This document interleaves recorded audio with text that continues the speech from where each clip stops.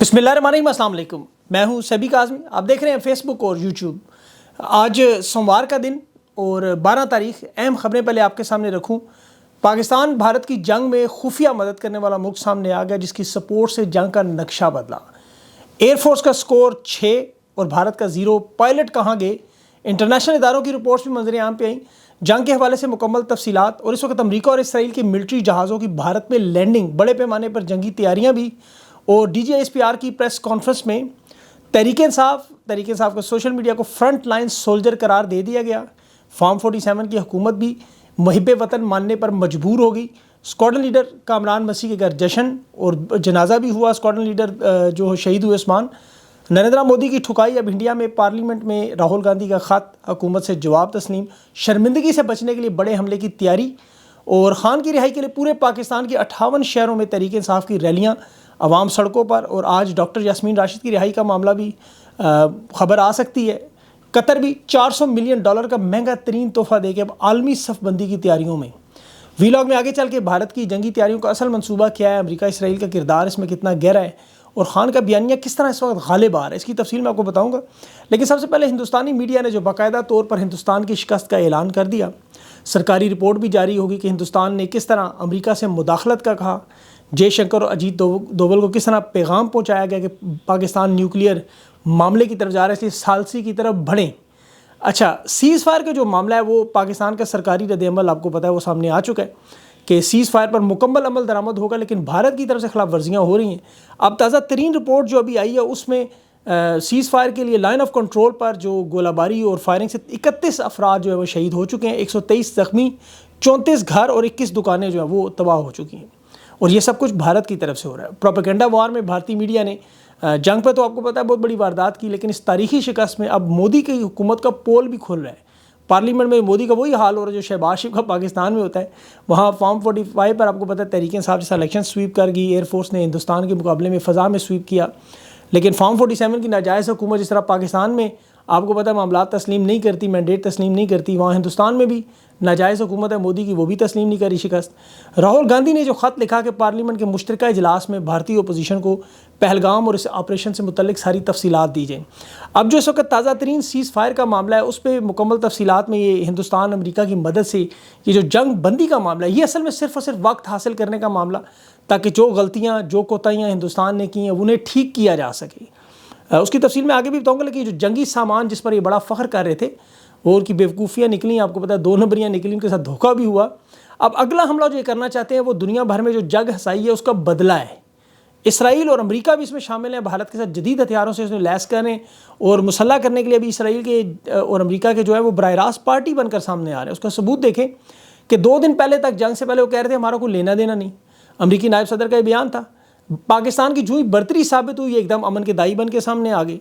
अब रवायती जंग में ये पाकिस्तान को चाहते थे घसीटें, लेकिन इनके साथ उल्टा हो गया। अब मगरबी ताकतें यहाँ मुदाखलत करके एटमी हथियार लेना चाहती है, ये सब जानते हैं। और अमेरिका और इसराइल आपको पता है उनसे अब बेहतर और मज़ीद अच्छे हथियार लेकर जो गलतियाँ इनसे हुई हैं वो ठीक कर सकें इस जंग में जो अगला हमला हो। और हिंदुस्तान और अमेरिका आपको पता है और इसराइल ये कभी भी पाकिस्तान को एक ताकत के तौर पर तस्लीम नहीं करते, याद रखें। ख़ास तौर पर जंग में जो मौजूदा नुकसान हुआ है उसे ये पूरा करना चाहते हैं हर सूरत में। तो ये मामला अभी ख़त्म नहीं हुआ, ये याद रखें, क्योंकि इस जंग में सिर्फ भारत को नुकसान नहीं हुआ। एक तो उनकी खित्ते में बालादस्ती का जो ख्वाब था वो चकनाचूर हुआ। अमेरिका जो चौधराहट देना चाहता था, चीन को रोकना चाहता था, वो भी ख़त्म हुआ। और चीन के असले की जिस तरह पूरी दुनिया में ताकत तस्लीम हुई, खारजा पॉलिसी के महाज पर भारत को नुकसान हुआ। फ्रांस, रूस, इसराइल के असले के पोल खुल गए। अब अमेरिका ने जो असलहा अपने लिए रखा हुआ है वो हिंदुस्तान को देकर एक बड़ी ताकत के तौर पर पेश करना चाहता है। एक तो उसमें ज़ाहिर न्यूक्लियर प्रोग्राम है, दूसरा फिर जो रवायती असले पर पाकिस्तान का एतमाद है ताकि वो ख़त्म हो। अब यहाँ सीनियर तरीन अफसरान से मेरी कुछ बात उन्होंने कन्फर्म किया कि वहाँ और पब्लिक में भी कुछ ने कह दिया अब तो कि अमेरिकी महकमा दिफा और पेंटागन ये तस्दीक कर रहा है कि एयरफोर्स के जहाज़ों को एयर बेसिस पे पाकिस्तान में निशाना बनाया जाएगा इस तरह ताकि दोबारा उठने के काबिल ना। ये बड़ा ख़तरनाक मामला है, ये इस पर पूरी तैयारियाँ कर रहे हैं। और भारत ने देखें बालाकोट के हमले में भी 2 हफ्ते लगाए थे, अभी जो पहलगाम के मामले में भी 13 दिन लगाए, 1971 में 6 महीने उन्होंने लगाए, फिर ताकत इकट्ठी करके वक्त हासिल किया। आज तो बरतानिया के दिफाई तज्जिया निगार वो माइकल क्लार्क है, वो कह रहे हैं کہ اس دفعہ بھارت نے جو مس کیلکولیشن کی بہت بڑی، ان کے پاس پاکستان کے دفاع کی معلومات نہیں تھی، اور اب یہ اس ٹریلر کو دوبارہ دیکھنے کے لیے امریکہ اور اسرائیل کی مدد سے سامنے آنا چاہتے ہیں، کیونکہ دیکھیں ان کے ساتھ جو اس مارکے میں ہوا پاکستان ایئر فورس اور ہندوستانی ایئر فورس میں، اس کا انہیں اندازہ نہیں تھا۔ ابھی CNN نے جو تازہ معلومات شیئر کی کہ کس کا کتنا نقصان ہوا، آپ صرف اس کو دیکھ لیں تو آپ کو اندازہ ہوگا اب جو تیاریاں کی جائیں گی وہ کس لیول کی ہوں گی۔ ہندوستان کے اس مارکے میں 6 لڑاکا طیارے تباہ ہوئے، جس میں 2 رافیل بھی شامل تھے، اور ان کے جو ایئر ڈیفنس سسٹم S-400 اس کی 2 بیٹریوں کو بھی نقصان ہوا، وہ یوکرین میں بھی ہر ہو چکا ہے پہلے۔ پاکستان کا کوئی نقصان نہیں ہوا۔ ہندوستان کی 60 ایئر بیسز ہیں، جس میں 30 فنکشنل ہیں، اس میں سے 26 کو پاکستان ایئر فورس نے نشانہ بنایا اور 11 ایئر بیسز کو نقصان ہوا۔ پاکستان کی ٹوٹل 20 ایئر بیسز ہیں، 16 پر حملہ ہوا، صرف 3 ایئر بیسز کو نقصان ہوا۔ اور اسی طرح ڈرون معاملات پہ بھی جو معلومات ہے، اس میں 550 سے زیادہ ڈرون جو ہندوستان کے تباہ ہوئے ہیں، پاکستان کے 78۔ اور شہادتوں کے معاملے پر، فوجی شہادتوں کے معاملے پر پاکستان کی ایک شہادت جو اسکواڈرن لیڈر عثمان یوسف ہے لیکن میرے خیال میں یہاں مس کر گئی ہیں کچھ معلومات، یہ کیونکہ ابھی بلاری ایئر بیس پر جو ایئر فورس کے جوان ہیں میاں والی کے فاروق احمد خان، ان کی بھی شہادت، اس کے نماز جنازہ میں وہ تحریک انصاف کے نظر بھی آ رہے تھے رہنما، یہ اس میں شامل نہیں ہے۔ بہت ساری اور بھی چیزیں ظاہر رہ گئی ہوں گی، لیکن ابھی چونکہ کنفرم نہیں کر سکتے، حکومتیں ان باتوں کی آپ کو پتہ تصدیق نہیں کرتی۔ اور اسکواڈرن لیڈر عثمان یوسف شہید کے جنازے میں جو شرکت نہیں، اس کی میں تفصیل بھی آگے رکھتا ہوں، یہ بڑا افسوسناک معاملہ تھا۔ ہندوستان کے 21 فوجیوں کی، اس میں CNN کے مطابق 13 جو ہندوستان کے، اس کے علاوہ جو باقی جو ایئر بیس کے لوگ ہیں وہ بھی اس میں زخمی ہوئے شدید۔ پاکستان کا کوئی بڑا اس طرح کا نقصان سامنے نہیں آیا۔ اب یہ سرکاری سطح پر ان کے پاس معلومات ہیں۔ پھر جو چین نے مدد کی، چین کے میڈیا نے سیٹلائٹ امیجز دیے، نور خان ایئر بیس کی سیٹلائٹ تصاویر آئی، اس میں معمولی نقصان نظر آ رہا ہے، کسی طیارے کو کوئی نقصان نہیں ہوا، جبکہ بھارت کی طرف سے جو ادم پورہ میں جو ایئر بیس ہے وہاں اس کا رن وے آپ کو پتہ پورا تباہ نظر آ رہا ہے۔ اور اب یہ سامنے آ گیا کہ چین نے اس میں بھرپور مدد کی، انٹیلیجنس دی، سیٹلائٹ دی، اسلحہ دیا، پورا تعاون کیا، اور اسی لیے بھارتی حملے سے پہلے پاکستانی جہاز فضا میں موجود تھے، اور جس کی وجہ سے اب چین کے دیکھیں جہازوں کی قیمت اور مقبولیت دونوں میں اضافہ ہوا۔ مصر میں ابھی جو فضائیہ کے 5th جنریشن JF-35 انہوں نے متعارف کروائے ہیں، حالانکہ مصر نے $300 ملین کا فرانس سے رافیل کے پرانے ورژن کو اپ گریڈ کا ایک معاہدہ بھی کیا ہوا تھا، تو اب شاید وہ معاہدہ بھی نہ چلے ان کا۔ یہ جو جنگ ہوئی ہے اس کے بعد یہ سیز فائر ہوا ہے، دیکھیں اس کا اثر پوری دنیا میں، یہ جنگ کا خاص طور پر اندرونی سطح پر معاملات پہ ضرور ہوتا ہے، خاص طور پر سیاسی عدم استحکام کی صورتحال میں۔ اس وقت جو معاملات ہیں آپ کے سامنے ہیں، دفاع کے اعتبار سے تو ایئر فورس نے اپنی بالادستی ثابت کی اور فوج کو عوامی حمایت بھی ملی، تمام سیاسی جماعتوں کی بشمول نوجوانوں کی وطن کا جنہوں نے دفاع کیا، اور ان تمام لوگوں کو جھوٹا بد کردار ثابت کیا جو ان نوجوانوں کو غدار وطن، دشمن، انتشاری کہتے رہے۔ تحریک انصاف پر ملک دشمن جماعت کا الزام لگتا رہا، یہ اب ثابت ہو گیا کہ یہ محب وطن ہے، اور یہ جو فارم 47 کی ناجائز حکومت کے لوگ لائے گئے، ان کی اصلیت بھی سامنے آ گئی کہ بھرپور دباؤ پر، انعامات کے اعلان پر بھی، سمیع ابراہیم نے 10 لاکھ، عمران ریاض نے عمرے کی ٹکٹ، صابر شاکر نے عمرے کی ٹکٹ دیے، ایک شخص نے برطانیہ میں فلیٹ کا انعام، کہ اگر مریم نواز یا نواز شریف نریندر مودی کے خلاف لفظ بولے اور وہ نہیں بولے تو وہ انعام ان کے بچ کے، پیسے بچ کے ان کے۔ پاکستانی قوم نے بھی ثابت کیا یہ بہادر ہیں، جہاں جہاں میزائل مارے جا رہے تھے وہاں وہ اس طرح بیٹھ کے تماشا دیکھ رہے تھے جیسے ان کا تو بس چل رہا، جہاں میزائل نے گرنا ہے وہاں بھی پہنچ جائیں پہلے اور دیکھ لیں۔ جنگ کے دوران حوصلے بلند رہے، اور یہ بڑا اہم معاملہ ہے، دیکھیں قوم اب حوصلے بلند تھے، اور قوم نے ایک بڑا اہم کام کیا کہ اس پورے معاملے میں اپنا مطالبہ عمران خان کی رہائی کا نہیں چھوڑا۔ یہ جو عمران خان کا بیانیہ آپ کو پتہ ہے، ورنہ جنگ کے دوران لوگ بھول جاتے ہیں سب کچھ، یہ بار بار خان کے بارے میں بات کرتے ہیں، خان کو رہا کریں۔ پھر فوج کا جو اصل کردار ہے وہ بھی نظر آیا اس جنگ کے دوران، جو ان کا دفاع کا کردار ہے، اس کردار کو سراہا گیا کہ آپ کا جو اصل کام ہے آپ وہ کر رہے ہیں، بڑا زبردست کر رہے ہیں۔ پاک فوج ایئر فورس کے غازیوں کے گھروں میں بھی دیکھیں عوام جس طرح پھول نچھاور کرنے پہنچ رہی ہے، اسکواڈرن لیڈر بشیر مسیح کو جس طرح گھر میں لایا گیا، جشن کا سما ایک ہیرو کی طرح۔ اسی طرح جو اسکواڈرن لیڈر عثمان یوسف شہید ہوئے، ان کو نماز جنازہ پڑھایا گیا۔ اس کے علاوہ بلاری ایئر بیس پر جو ایئر فورس کا جوان میاں والی کا فاروق احمد خان وہ شہید ہوئے، اس کا بھی نماز جنازہ۔ اب یہاں پہ بڑی ایک عجیب بات، آرمی چیف اور وزیر اعظم نظر نہیں آئے، نہ ہی کوئی اور قیادت کے لوگ۔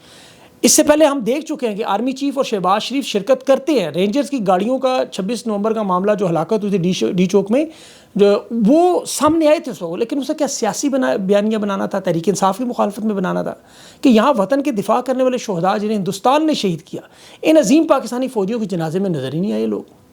دیکھیں اسکواڈرن لیڈر عثمان یوسف کا کل کو اگر کوئی مجسمہ بنا کے کسی چوک پر لگا ہو، جس طرح کرنل شیر خان کا تھا، تو خدا نخواستہ اگر کوئی اسی طرح کسی غیر پاکستان کے بڑے مقبول رہنما کو کوئی اغوا کرے اور عوام غصے میں جا کے اس مجسمے کو نقصان پہنچائے تو پھر 9 مئی بنے گا اس طرح کا. بدقسمتی سے ایم عالم ہوں، ایئر کموڈور سجاد حیدر ہوں، یا ہمارے ایکیو خان ہو، دیکھیں ان لوگوں نے جنہوں نے پاکستان کے شہینوں نے جنہوں نے دفاع کیا پاکستان کا، یا جنہوں نے ایٹم بم بنا کے دیا، ان کی عزت اور مرتبے کا جن پہ آج دیکھیں آج جس طرح سوشل میڈیا کے نعرے لگ رہے ہیں، تصویریں لگ رہی ہیں، لوگوں کو دیکھ لیں ریٹائرمنٹ کے بعد بھی اللہ کرے ان کو ایسی عزت ملے. کیونکہ بدقسمتی سے جو قدیر خان کے ساتھ ہوا، جو آج عمران خان کے ساتھ ہو رہا ہے، جو ایئر کموڈور سجاد حیدر کے ساتھ ہوا، یا ایم عالم کے ساتھ ہوا، یا جو بھی کسی نے قابل ذکر کام کیا جو اپنے ہیرو تھے، محسن تھے، ان کا کیا انجام اس ملک میں ہوا. پی ٹی وی پہ بٹھا کے پریس کانفرنس کرے گی، آج بھی عمران خان سے 9 مئی کی معافی مانگی جا رہی ہے. تو یہ ظلم ہے بہت بڑا. D G S P R نے نیوی اور فضائیہ کے افسران کے ساتھ پریس کانفرنس کی. ایک صحافی نے جو سوال پوچھا کہ ہندوستان کے پائلٹ کا بتائیں، تو انہوں نے صاف صاف کہہ دیا کوئی تحویل میں نہیں. اب یہ معاملہ مزید پرسرار ہو گیا کہ کیا کوئی اندرون خانہ ڈیل ہوئی ہے، کیونکہ سیز فائر کی شرائط میں کہا جا رہا تھا کہ ان پائلٹس کو منظر عام پہ نہ لایا جائے. اس سے پہلے بھی 2019 میں بالا کوٹ میں اسرائیلی پائلٹ کی آپ کو پتہ ہے ایسی خبریں گردش میں نہیں، لیکن اس کا کبھی واضح طور پر انہوں نے کوئی اعلان نہیں کیا، جواب نہیں دیا. اس میں پریس کانفرنس میں جو انہوں نے بلا تفریق تمام سیاسی جماعتوں کا بشمول تحریک انصاف کا شکریہ ادا کیا، اور D G S P R نے نوجوانوں کا شکریہ ادا کیا. ظاہر نوجوان تو 90% تحریک انصاف کے ہیں. اور قومی یکجہتی کا قوم نے جس کا اعتراف D G S P R نے بھی کیا. اس کے علاوہ جو آپ کو پتہ ہے ان کے جو بڑے بڑے ڈیجیٹل اشتہاریوں کے بورڈ تھے ان سب کا شکریہ ادا ہوا. اور ان کے جو اپنے صحافی ہیں، ٹاؤٹ صحافی ہیں، وہ بھی جو تحریک انصاف پر حملے کرتے رہے، اپنے منہ سے اعتراف کر رہے تھے کہ یہ وطن کے دفاع کے لیے تحریک انصاف کا سوشل میڈیا یہ غدار نہیں ہے، یہ محب وطن ہے. تو ان کی سوچ اور رائے تو بدلی، لیکن کیا پاکستان کی نوجوانوں کی سوچ اور رائے میں بدلاؤ آیا ہے کہ نہیں؟ یہ بڑا اہم ہے. کیونکہ یاد رکھیں 8 فروری کو انہی نوجوانوں کا ووٹ چھین کے زبردستی فارم 47 کی حکومت بنائی گئی. انہی نوجوانوں کا لیڈر عمران خان بے گناہ 645 دنوں سے جیل میں ہے، اور پاکستان کے 90% نوجوانوں کا لیڈر پچھلے 2 سال اس کے ساتھ جو سلوک ہوا اور ان کے ساتھ جو سلوک ہوا، کیونکہ D G S P R کہہ رہے تھے نا ہم سویلینز پر حملہ نہیں کرتے، تو یہ نوجوان بھی سویلینز ہیں. لیکن 26 نومبر کو بھی ہم نے دیکھا جو ان کے ساتھ ہوا، جس طرح نوجوان صحافی اٹھائے گئے، جس طرح نوجوان صحافیوں کا واحد پلیٹ فارم سوشل میڈیا جس پہ اربوں روپے لگا کے بند کیے گئے، ان کے اہل خانہ کو اغوا کیا گیا، ان کے گھروں پر حملے ہوتے رہے. یہ باتیں اب نوجوان بھولیں گے یا نہیں، یہ بڑا اہم معاملہ. شکریہ ادا کرنے کے ساتھ ساتھ انہیں اس خلیج کو بھی ختم کرنا ہوگا. قومی یکجہتی کو پاکستان کی یکجہتی میں بدلیں.